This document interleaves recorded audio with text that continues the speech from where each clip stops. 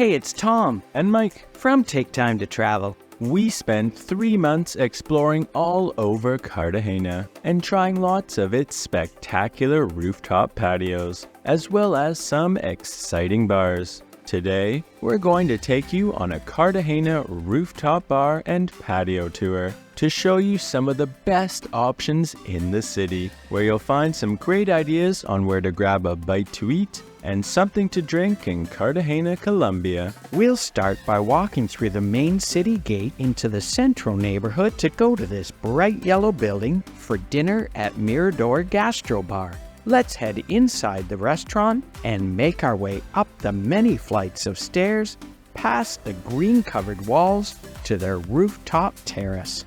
We made sure to go early so that we could get a nice spot with a beautiful view right at the railing. There's a couple of levels up here, but we preferred the main floor, which had a fantastic view overlooking the Clock Tower Monument. It's certainly a great spot for some pictures. To start, we had a couple of Club Colombia beers, which the waiter did a terrible job pouring. Once the foam had finally gone, we were able to enjoy our nice cold beers, and people watched down to the main square called Plaza de los Coches. Then for our appetizer, we shared the Carrancho ceviche with fresh fish marinated in leche de tigre, corn, avocado, ripe banana, and grilled cheese. The ceviche was very tasty. We loved the mixture of flavors, and the lights on the clock tower gave off a lovely glow, creating a nice atmosphere. For our main course, Mike had the vegetarian burrito with bell peppers, zucchini, mushrooms, grilled eggplant, cream cheese, and caramelized onions. And I chose the Peruvian fish, which is the catch of the day in yellow chili sauce with shrimp and mashed potatoes. The Peruvian fish was quite flavorful. We really enjoyed everything that we had here. That night had a DJ, but other nights they have a Latin band playing. We had an amazing meal at Mirador Gastrobar, but let's keep going on our rooftop bar and patio tour to the next place, which is also in Centro and is located next to Plaza de la Aduana, atop the high-end Sophia Hotel, out front of which you will quite often see lots of horse-drawn carriages passing by. Now let's make our way inside and show you what Rooftop Urania is like. We took the elevator up to the top floor and walked over to their beautiful rooftop terrace and got a spot on one of their outdoor couches, just in time to watch the sun setting. It seems to be a popular spot to lounge next to their rooftop pool. From here, you can see the domes of the 16th century Santuario de San Pedro Claver Church and the towers of Boca Grande, making for the perfect spot to enjoy a nice cold Club Colombia beer to drink. Cheers! What a great place to relax and enjoy the hot weather. And as the sun set, the lights came on around the terrace, which made the view even more special. We really enjoyed spending the evening here and having a few drinks.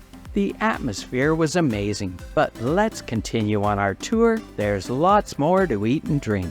Next, we'll head over to Cartagena's Manga neighborhood, which has an amazing view across the Bay of Cartagenas to the high-rises of Castillo Grande and Boca Grande. It's a gorgeous spot to watch the sunset, and is where you'll find the 18th century Fort San Sebastian del Pastelillo, inside of which is where we'll be having dinner at the upscale Caribbean restaurant called Restaurante Fuerte de San Sebastian del Pastelillo. We made an early reservation so that we could choose which table we wanted on their beautiful and spacious terrace, which even had a glass floor exposing some of the fortification and the cannonballs. And right beside, there were these alcoves where the cannons would have gone, which now had these cute little private tables for two.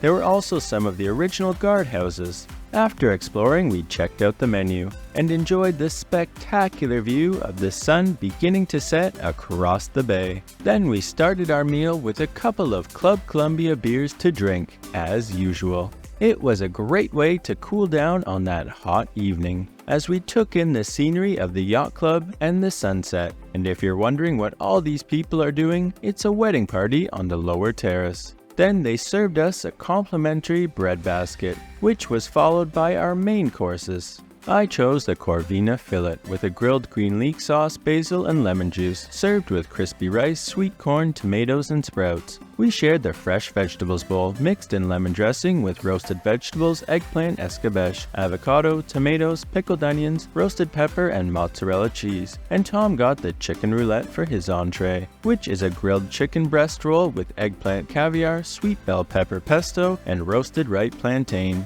The fish, the chicken, and the veggie dishes were all delicious. We really loved our meal here.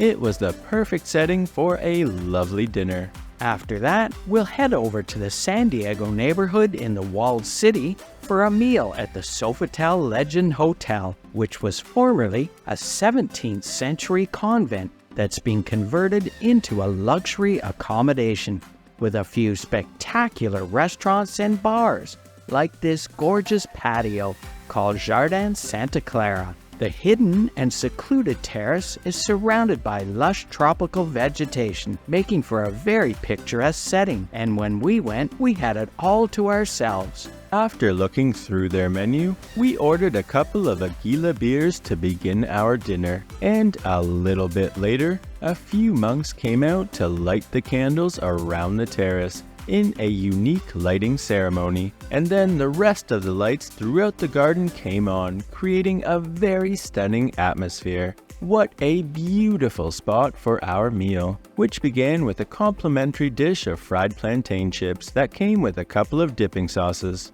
We thought that this was a great local alternative to the bread baskets you get elsewhere. We really liked the plantain chips. Shortly after that, our main courses arrived. Mike chose the duck confit and mushroom lasagna, which was smothered in cheese with fragrant tomato sauce and came with a side of Creole potatoes with chipotle aioli. And I ordered the char-grilled free-range chicken with hibiscus sauce, which also included a side of Creole potatoes. Our dinner here was very memorable. Both the duck lasagna and the chicken were very tasty. We would definitely recommend Jardín Santa Clara if you're looking for a more upscale experience. It was one of our favorites in Cartagena.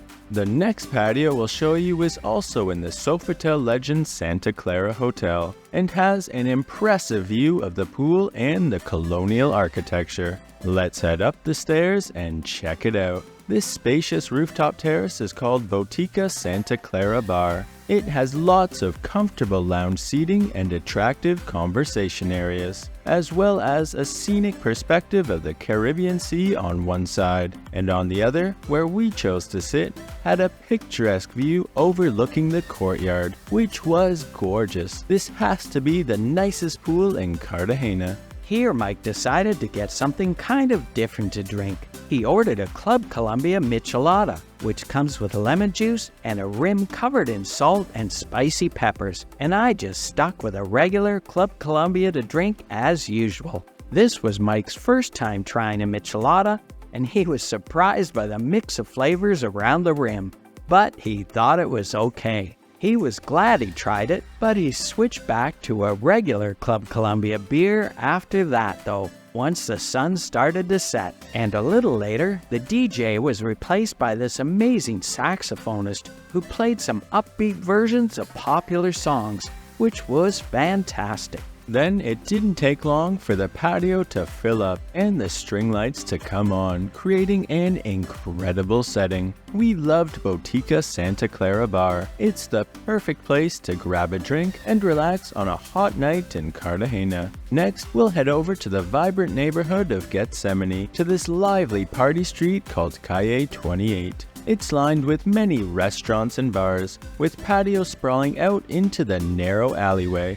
And there's lots of lights and decorations hanging overhead, making for a fun vibe. Any one of these many patios would be a terrific spot to stop and have a drink, but we decided to grab a seat at this one called Alos Chugadas. It has a colorful rooftop terrace with lots of plants and flowers, although we preferred to be where the action was and ordered a couple of Club Colombia beers to drink. We had an excellent time having a few beers on this party street. It was the perfect place for people watching, and there was lively music playing from all of the different bars. So we decided to try the Cono Romeo pizza cone, which was loaded with ham, basil, pepperoni, bacon, corn, and cheese. It was all right, but the service was horrible next door at El Callejon, and it was certainly not worth the 1.5-hour wait.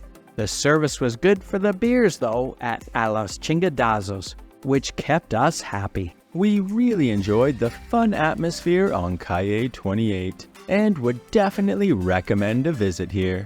It even got Tom in the dancing mood. But let's keep going to another popular venue in Getsemani called Cafe Havana. We went on Sunday, so the cover charge was 40,000 pesos, but other nights it's 60,000. Inside, there was a wall of framed photos, as well as a big lit-up bar in the middle, and lots of hanging banners. It's quite a funky old-school decor in here. We went early to get a seat at the bar and got a couple of Club Colombia beers to drink, which I think would have to be the most expensive beer we've had in Colombia. It didn't take long for Cafe Havana to start to fill up, with everyone here to enjoy the live entertainment, which was a 10-piece band playing some upbeat Latin music. They were high energy for sure, and put on an amazing show. It didn't take long for people to get up and start dancing. Before we knew it, there was a whole row of women dancing up front in time to the great rhythms. Even Tom was really starting to feel the music. It was an absolutely incredible atmosphere, making us feel that the cover charge was well worth the price. People were up and dancing everywhere, and it was hard to sit still. Even though this isn't a rooftop bar or patio, our night at Cafe Havana was one of our favorites, and we thought we should include it anyways. Well, we hope you enjoyed our Cartagena rooftop bar and patio tour. If you did, please like and subscribe, and make sure to check out our Cartagena street food video. And remember, take time to travel. Catch you on the next one.